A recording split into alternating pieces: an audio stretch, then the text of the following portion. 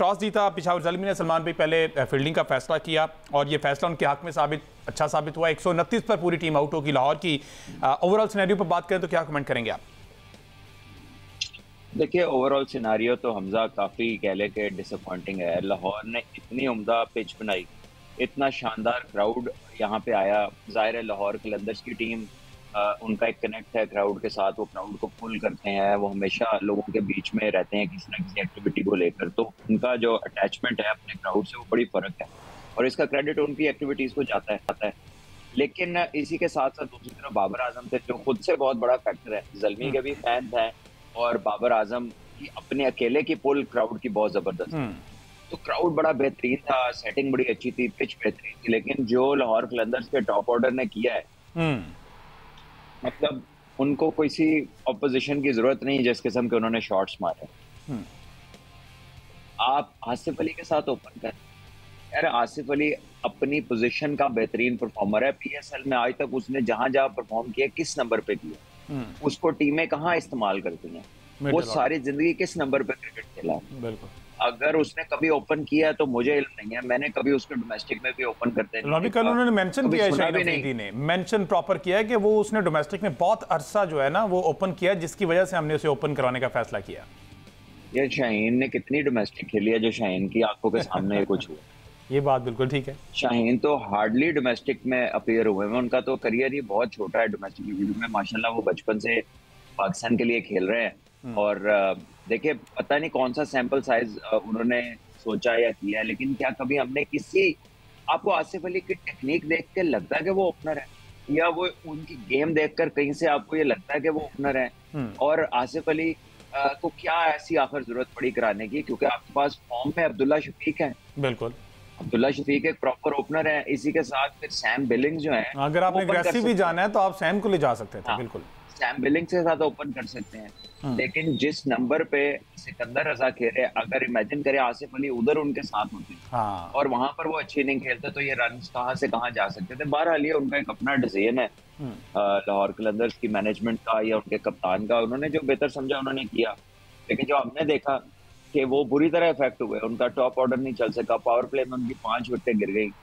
जब power play में आपकी 5 विकेट्स गिर जाती हैं तो फिर मैच बहुत सीधा हो जाता है, ऑपोजिशन के हक में चला जाता है। उनकी गिरफ्त बहुत मजबूत हो गई थी और उसके बाद सिकंदर रजा ने एक और अच्छी पारी ली, उन्होंने 50 रन किए, लेकिन अगेन उनके साथ टेल ही थी, उनके साथ कोई पार्टनरशिप लग नहीं सकी। हारिस रऊफ ने थोड़ी सी उनके साथ पार्टनरशिप लगाई, 35 रन किए, एक छक्का उन्होंने लगाया।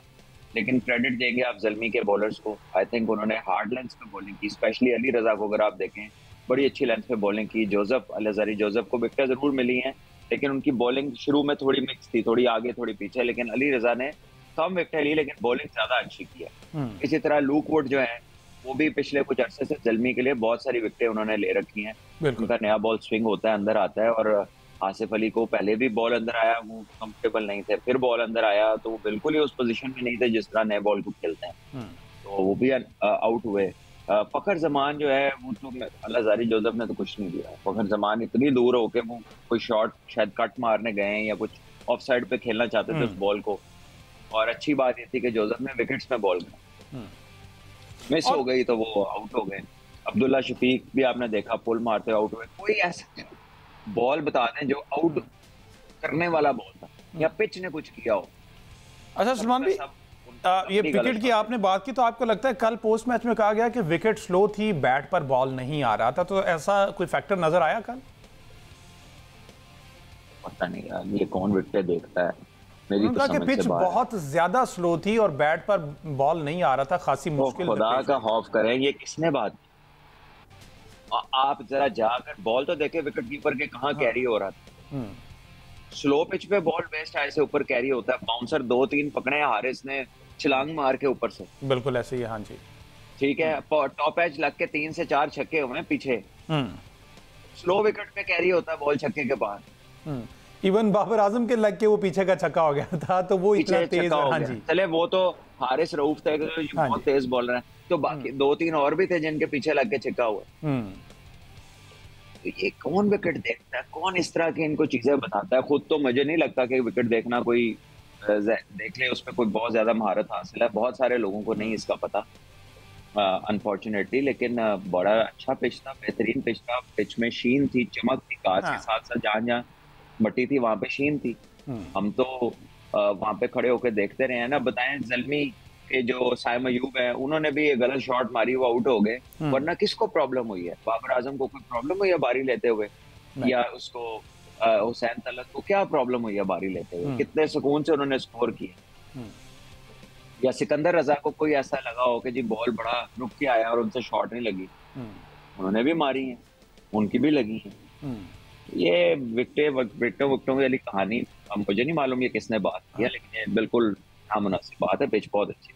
अच्छा, फ़खर जमान पर चूंकि टोटली डिपेंडेंट है, अगर ओपनिंग की बात की जाए लॉर्कंदर की टीम, तो आपको लगता है कि ये जो फ़खर का अब प्लान है कि वो आती लाठी चार्ज करने की कोशिश करते हैं, पहले ओवर में 1-2 चौका छक्का मार के वो प्रेशर पर, वो बॉलर पर प्रेशर बिल्ड करने की कोशिश करते हैं। अच्छी टेक्निक है और इसमें कामयाब भी हुए हैं पिछले 1-2 मैचेस में हमने देखा है।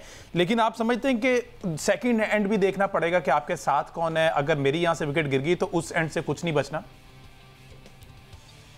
नहीं, बात यह है कि अपना बैलेंस खुद कह लें कि शेक अप उसे करने वाली बात है। आपके पास प्रॉपर ओपनर मौजूद है, वो इन फॉर्म है, आप उससे ओपन कीजिए। आप अगर कभी आसिफ अली ने जिंदगी में ओपन की भी थी तो आपको वो दोबारा चैप्टर खोलने की क्या जरूरत है? बिल्कुल। आप नया तजर्बा अरसे दराज के बाद क्यों कर रहे हैं? ठीक है, आप खेलने दीजिए उनको जो है अपने नंबर पर, जहाँ पे वो स्पेशलाइज करते हैं, जहाँ पे वो दुनिया की लीगें खेलते हैं जाके, जहाँ पे उनकी परफॉर्मेंसेज हैं, उनको उधर खेलने दें, वो भी कंफर्टेबल खेले। अब्दुल्ला शफीक एक ओपनर है, आप उनको ऊपर खेलने दें। कोई ऐसा थ्रेटनिंग साइन उनको देख के नजर नहीं आया। एमएसए साहब, क्या वैसे स्टैट्स क्या हैं? आसिफ अली ने अगर वो कह रहे हैं की है तो शायद फैसलाबाद में कहीं की हो, लेकिन इंटरनेशनली और ज़्यादा T20 खेलते हैं, तो अभी लास्ट नेशनल T20 कप हुआ है मेरे ख्याल, उसमें भी उन्होंने ओपन तो नहीं किया। अच्छा, आसिफ अली के जो अब तक स्टैट्स हमारे सामने हैं उसमें तो जाहिर है कि उनकी जो T20 क्रिकेट में इम्पैक्ट प्लेयर की किस तरह इस्तेमाल होती है और जो T20 क्रिकेट जो स्ट्राइक रेट से गिर्द घूमती है, तो आसिफ अली के जो बेस्ट स्ट्राइक रेट्स हैं जहां पर उनका सबसे ज़्यादा इम्पैक्ट है वो तो नंबर 5, नंबर 6 और फिर नंबर 7 पर भी जो उन्हें बारियां ली हैं उसमें भी उनका स्ट्राइक रेट जो है वो काफ़ी अच्छा है। जो टॉप ऑर्डर में उन्हें आगे बारियां ली भी हैं, 2 बारियां उनके नंबर 3 की पोजीशन के ऊपर हैं, उनमें उनका स्ट्राइक रेट जो है वो 112 का है सिर्फ।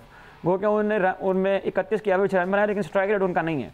तो आसिफ अली का जब एक फिनिशर का रोल तय हो चुका है और उसके मुताबिक अपने आप को सेटल कर चुके हैं, उनका मिजाज उसके मुताबिक बन चुका है, तो मेरा ख्याल है कि ये बिला जवाब तजर्बा जो है वो करने की कोशिश उन्होंने की है लाहौर कलंदर की। और यही कहानी हमें लाहौर कलंदर से कल नजर आई है कि वो उस मैच को उस तरह से प्लान करने में कामयाब नहीं हुए। अब आप देखें ना, अगर बैटिंग ऑर्डर की आप बात कर रहे हैं और आप पिच के मुताबिक उसको डील करने की बात करें, शाहीन ने कल आके प्रेस कॉन्फ्रेंस में कहा कि हम 160 170 कर जाते तो हम उसको डिफेंड कर जाते। अच्छा। तो अगर 160 170 करना था तो शाहीन अफरीदी को सिकंदर रजा से ऊपर आने की क्या जरूरत थी? 10 बॉलें वहां पर आकर खेल गए।